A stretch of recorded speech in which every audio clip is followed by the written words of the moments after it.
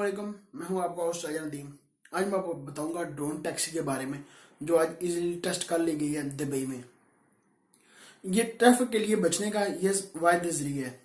आप ट्रैफिक से बचकर आप घर में जा सकते हैं, ऑफिस में जा सकते हैं। ड्रोन टैक्सी जो उन्होंने आज टेस्ट कर ली गई है दुबई में, इस कंपनी बनाने वाला है, इस ड्रोन को जो बनाने वाला है टैक्सी को, ये जर्मन की कंपनी है जो इसको उन्होंने डिजाइन किया है।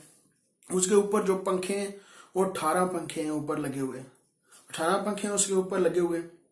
2 बंदे उसमें बैठ सकते हैं आराम से और सफर कर दूसरे बस जा सकते हैं। कहीं भी उन्होंने जाना हो कि आप दुबई में सैर करनी हो, आप उसमें टैक्सी में बुक करा कर आप जा सकते हैं। वो उसको कंट्रोल कर रहे होंगे और उसका हेड ऑफिस बना होगा, वहां पर से कंट्रोल कर रहे होंगे। जैसा ड्रोन नहीं होता ऐसे ही वो टैक्सी होगी उनकी।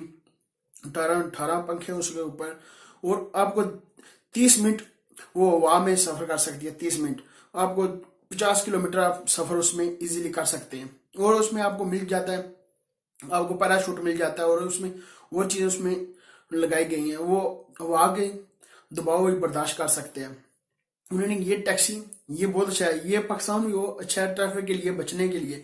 ये सबसे पहली कंट्री होगी दुबई और सिटी होगी जिसमें आप टैक्सी मिलेगी, ड्रोन टैक्सी आपको मिलेगी। हवाई सफर आप आराम से कर सकते हैं टैक्सी से।